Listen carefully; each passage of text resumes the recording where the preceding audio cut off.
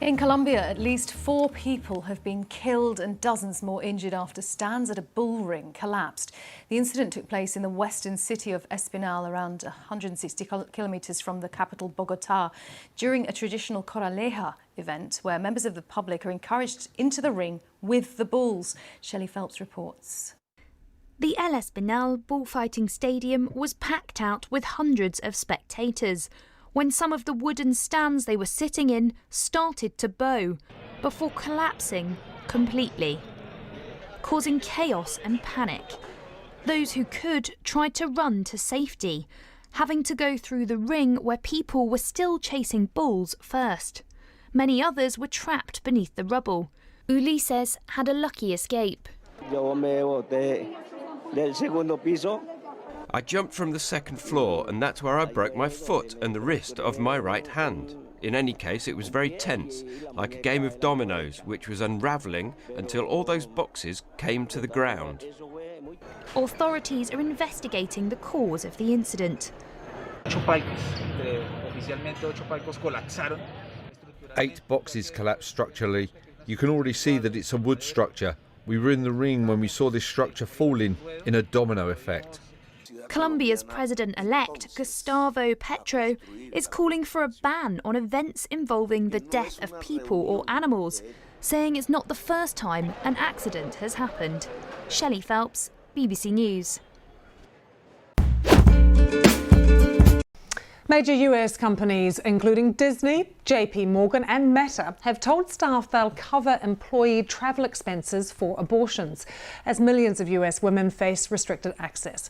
It follows a landmark ruling by the Supreme Court last week overturning the constitutional right to abortion, which sparked widespread protests across the country. Let's go live to New York. We can join CBS correspondent Naomi Ruckham, who is covering the story. Naomi, some pretty high-profile companies then saying they're going to support women, but it seems not so many law firms.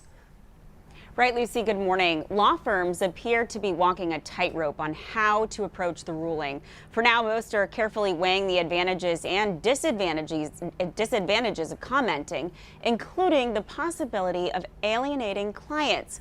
Others have issued internal communications about the ruling.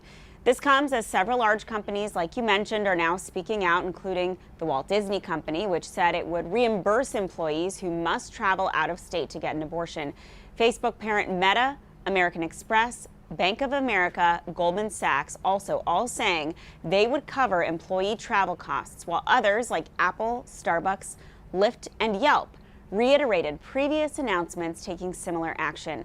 Outdoor clothing maker Patagonia went on to say that they would provide training and bail for those who peacefully protest for reproductive justice, and also offering them time off to vote. Lucy? Naomi, how many states have imposed immediate bans? So how many women this week who were planning to get an abortion now can't have one? Well, as of right now, as of today, women in 8 states can no longer get a legal abortion. And at least 13 states also have these so-called trigger laws that locked new abortion restrictions into place directly after RoeVWade was overturned. Another 13 are likely to restrict access or enact bans soon. In Oklahoma, any medical staff performing abortions could face prison time. Again, Oklahoma, one of 8 states where the court's ruling triggers bans with no exceptions for rape or incest. In Louisiana, the last abortion clinic closed down this weekend. Some states, though, have said they will welcome patients from neighboring states or even clinics that want to relocate. Lucy? Naomi, thank you so much. Breaking news, the Supreme Court has handed down a decision on religious freedom. That's right. The justices ruled in favor of former high school football coach Joseph Kennedy, whom we will be speaking to a little later in this hour, in a 6-3 decision that fell along ideological lines. The court found Kennedy's First Amendment rights were violated when the school he worked for put him on paid leave for praying on the field. CBS News political reporter Melissa Quinn joins us now. Hey, Melissa. So can you explain to us the justice's reasoning behind the decision? There were certain precedents that were in tension here, correct? Can you explain that? Right. So just like you said, the court ruled 6-3 along ideological lines, with the conservative wing of the court in the majority. Now, Justice Neil Gorsuch wrote the majority opinion, and what he really focused on was Coach Joseph Kennedy's conduct. He said he was involved in brief, private, quiet prayer that is protected under the First Amendment. Justice Gorsuch also really focused on the timing and circumstances of this religious expression, noting that it took place after the football games when other public school employees are free to check sports scores or talk with a friend or call a restaurant to make a dinner reservation. Then you had the 3 liberal justices in dissent, and Justice Sonia Sotomayor wrote for the dissenters, criticizing the majority's opinion, saying that it gave, quote, short shrift to the Constitution's Establishment Clause, and also that it basically ignored the pressures that students may feel when they participate in these school-run activities. And that Establishment Clause being that the government shall not establish any official religion. It's literally the first words of the Bill of Rights. Another big ruling last week, the court ruled that Maine cannot exclude religious schools from a financial aid program, and we expect that the court will continue to side with plaintiffs who say they're being discriminated against because of their religion. Do I have that right? Yeah, I think you're absolutely right. Not only the decision today and the Maine case that you just referenced, both of those are just the latest in what appears to be a growing line of rulings from the court's conservative majority, really favoring religious parties. We saw it last term in a case involving a Catholic foster care agency in Philadelphia, as well as several challenges to coronavirus restrictions brought by houses of worship. And I expect you're going to see sort of the justices continue on that same trend next term when they hear another blockbuster dispute.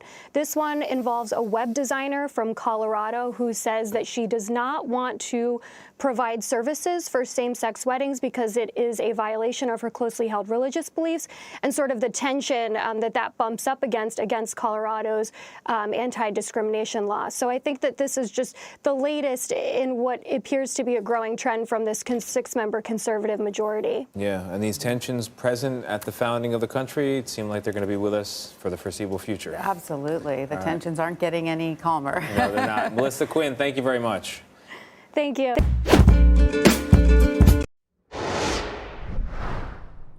New this morning, the Q persona at the center of the QAnon conspiracy is back. This is after an 18-month absence. The account where he has posted, or she or it has posted most of his stuff, had new posts purporting to be from Q again Friday night. CNN's Donnie O'Sullivan is here with that reporting. John Avalon also with us. Donnie, tell us again. Been gone for 18 months, back all of a sudden on Friday after the Supreme Court issued its Roe versus Wade decision. Yeah, look, this is as dumb as it is dangerous. But QAnon, for folks who haven't been paying attention, at the center of this is this character called Q, who the believers believe without any evidence that that person is a government insider and has been posting these kind of predictions, and a whole community, a cult has built up around it. Now, despite Q being basically BS. I mean, back in 2017 when this got started, Q predicted that Hillary Clinton was about to be arrested in October 2017. That didn't happen. People believe it, and they're following it. On Friday night, after 18 months, hadn't posted since December 2020 after Trump lost the election, which of course QAnon believers don't believe that, began posting uncharacteristically ambiguous postings, stuff like "we're back," but obviously that put everything into a whole frenzy. And look, the reason why we're talking about this on national television is that we saw in those images that we just played there of January 6th, so many people wearing the Q paraphernalia. A community is built up around this, and it's dangerous. Believers believe and they act on it, right? And also, you said it's ambiguous, some of these posts. They spend all their time trying to figure out, or really just picking what they want it to mean. Yeah. So why does this matter? Well, it matters because, as Donnie said, I mean, at one point heading into the 2020 election, as much as 20% of the American people said they believed in it, and the QAnon iconography and all that nonsense was evident in January 6th. It's important to highlight how totally nutburger the collective conspiracies pushed by this account were. But what's interesting to me is not only that it stopped posting after Trump left, and all its predictions were basically exposed to be bogus, but the language being used now about, shall we play another game, indicates what I think many people thought, which is that this was a live-action role-playing game centered around a conspiracy. And it was a way of gamifying conspiracy theories. And look how many people were sucked into it, particularly during COVID. So, a number of people have been identified as possible sources of Q. And I do think this is the kind of thing that should be looked into, given how much it captured the imagination. But let's reinforce that this is a completely baseless nutburger conspiracy that still managed to wag the dog of our politics for a point. And look, can I just say, I mean, there's people in Congress now. There are many people running for Congress who have spouted some of this stuff. But I've spent a lot of time the past 2 years, particularly since January 6th, speaking to families of people who have loved ones who have gone down the rabbit hole of this stuff. There are a lot of families in this country who are probably hearing about these new posts today and are saying, oh my God, here we go again. And look, I know, Donny, you're asking the question right now. It'll be interesting to see what law enforcement says or does about this in the coming days. Donny O'Sullivan, John Ivelon, thank you very much. Sahil Kapoor joins us from the Hill. What else do we know? What do we know about what to expect from this hearing, Sahil? Chris, some big unexpected news here from the January 6th committee. The House is on recess this week, and it was not planning on holding any additional hearings this week. But just in the last few moments, as you've noted, the January 6th committee announced that it will hold a hearing tomorrow afternoon on Capitol Hill. That is 1 p.m. in the same Cannon Caucus room where it has held the prior hearings. Now, they did not give any additional detail except to say, and I'm just going to quote from the release here, to present recently obtained evidence and receive witness testimony. They don't say what the evidence is. They don't say who the witness is, but this must be a pretty big development for the committee to change its plans on such short notice and hold a hearing after it had initially postponed all additional hearings to after recess to July, when the House returns from the July 4th break. Again, momentous news. We don't have more details to report, including the identity of the witness, but we'll be following closely. This, of course, comes after the committee held hearings last week, including most notably one talking about then President Trump's attempts to pressure the Justice Department to go along with his false or fabricated claims of a stolen election in order to stay in power. The committee seems to think it's got something really big here, and as a result, there's going to be another hearing tomorrow afternoon, Tuesday afternoon at 1 p.m. Eastern.